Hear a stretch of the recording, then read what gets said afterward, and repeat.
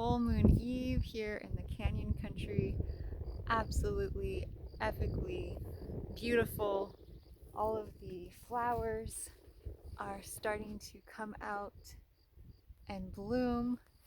Lotus dawn here, blossom with the stars, true the stars sidereal astrology, and I wanted to come to you tonight to share some very exciting news about what this full moon coming tomorrow, Saturday, April 13th, is bringing in store for all of us.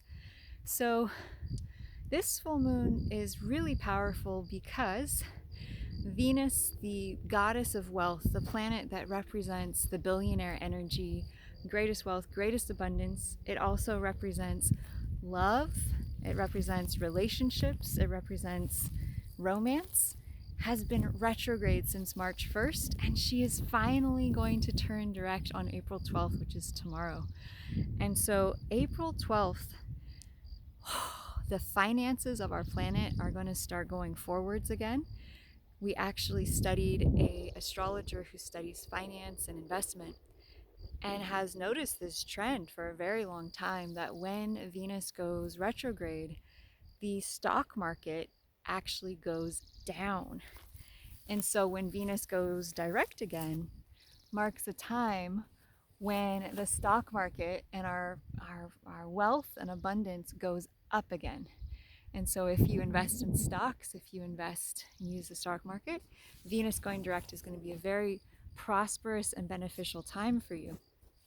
Added to that, we currently have the millionaire planet Jupiter with Rigel, the billionaire star. This combination has been found in many billionaires' astrological charts, including Oprah Winfrey. And so this year, having Jupiter conjunct Rigel means it's a year of opportunity. It's a year of abundance. It's a year of the potential to create great wealth. And the fact that the ruling planet of Jupiter and Rigel and Taurus has been retrograde since March 1st really threw that golden opportunity energy of Jupiter with Rigel kind of out of whack. And so with this coming of the full moon, and you can see it in the background starting to get really big and bright, it's so magical here tonight.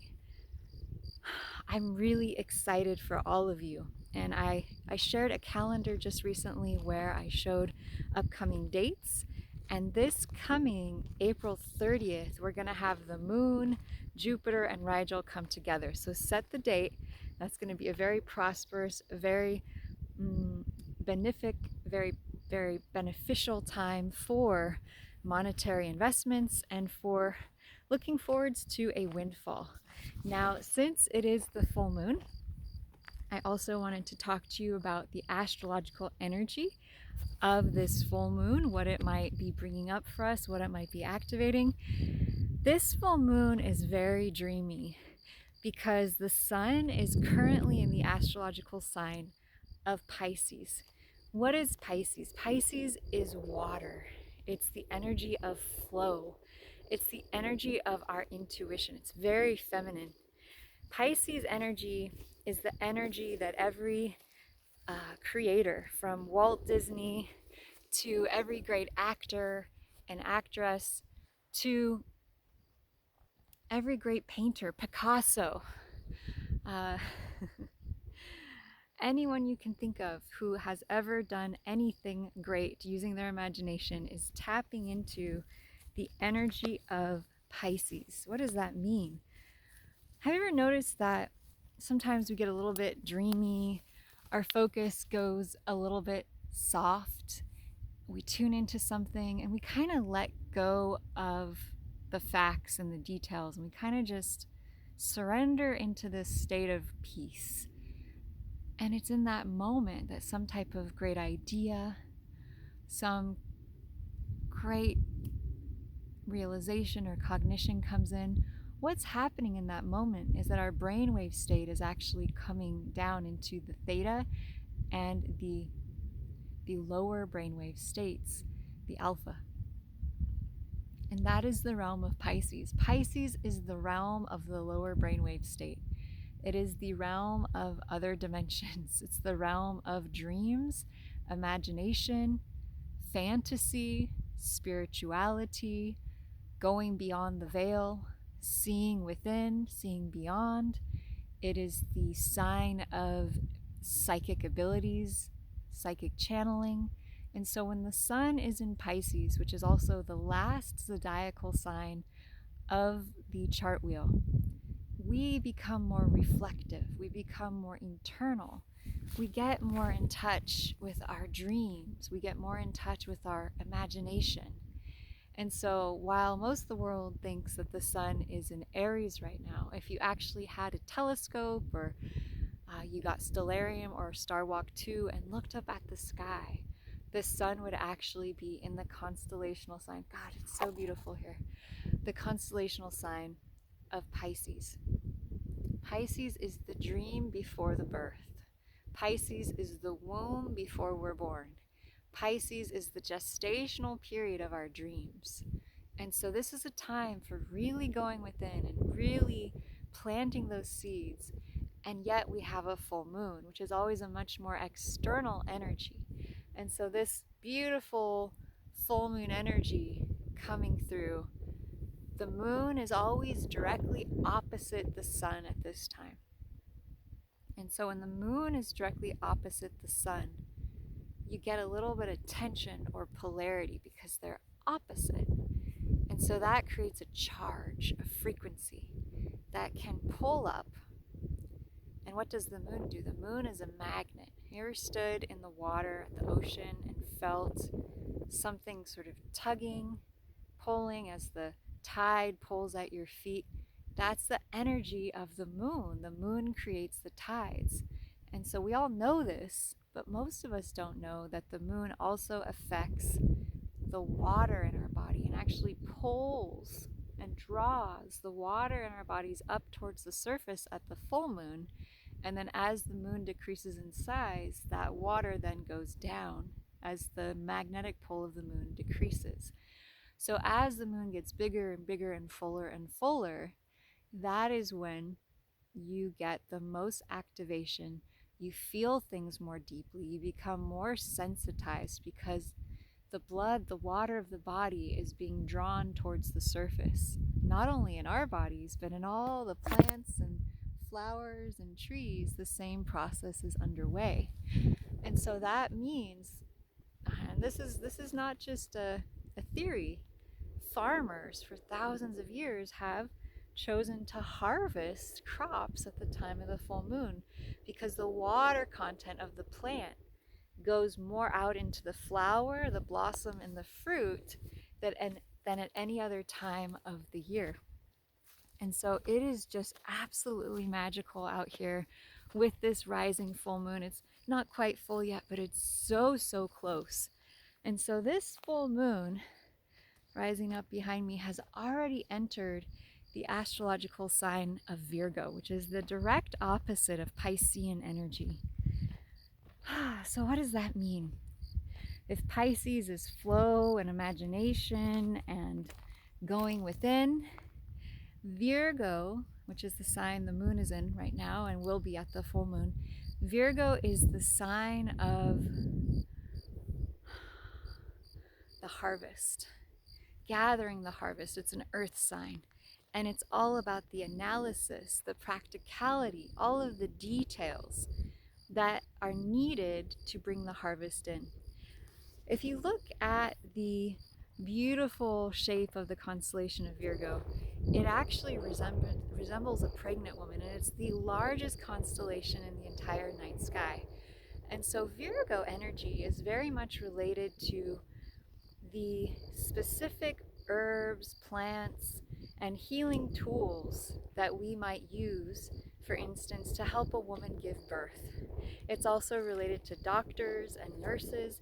Virgo is the sign of work and service. So where Pisces is the sign of completion, imagination, and retreat and regeneration and rejuvenation, Virgo is about the sixth sign from the end, And she's all about work and service. In the astrological chart, Virgo rules the house, the sixth house, related to work and service, right? It can represent our job that we do or the ways that we serve and help people out into the world. It can relate to volunteering. And so there's a big polarity between Virgo and Pisces. Virgo is earth. Virgo is very structured. Virgo people tend to be very analytical, very precise, very detail oriented. And why is this? Because they're the doctors, they're the nurses, they're the servants of humanity. I often call Virgo the handmaiden to the earth. And so Virgo energy is all about taking up your hands and becoming an extension of Mother Earth to help others. And how do Virgo people do this? They tend to do it as gardeners, herbologists, doctors, nurses, midwives, yoga teachers. Sometimes they make really great gemstones. It's an earth sign, really related to helping others.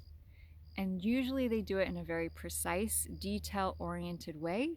They love to work, they love to serve.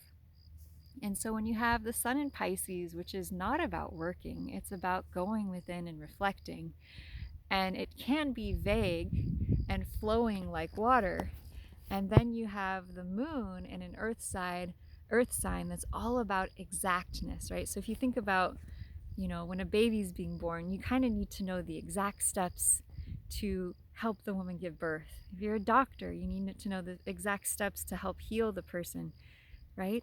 And so Virgo is almost so much about precision. So the challenge with Virgo is that they can get too much in their head and they can get too focused on work and service and giving and doing and not take enough time to slow down, relax, and go with the flow. And so this big opposition between the sun and the moon may bring up a sort of existential question of how do I give and be of service while also replenishing and restoring my own cup? The question becomes, how do I fill up my own cup and give from a place of overflowing? And so symptoms that might be peaking around this time are feelings of stress, overworking, or on the opposite side, you might be feeling out of focus, like you're getting too much sleep, like you're not working enough, like you're not giving enough. And so the real dichotomy of this full moon is between giving and receiving. Giving to ourselves enough so that we can give to others. It's also about what is the balance we hold between our relationship to the material world, our daily life, our daily work, our daily habits, eating, sleeping, resting, exercise, versus our connection to spirituality, versus our connection to our inner world, our inner life. And are we taking the time to balance those two segments of our lives? So I invite you at this full moon time, to get in touch with your heart, to get in touch with the middle point of the body, to get in touch with what flows within your heart, as well as what you need to do to make your life more efficient, more organized, and more structured, because that's the dichotomy between Pisces and Virgo. And I want to invite you to spend more time thinking about your dreams. I invite you to start doing a dream journal. I invite you to ask questions before you go to bed at night. If there's things you want to know answers on, ask yourself. Say, I'd really like to know the answer to this question tonight. I'm going to ask the question before I go to bed, and I'm going to ask my dream world to show me the answer.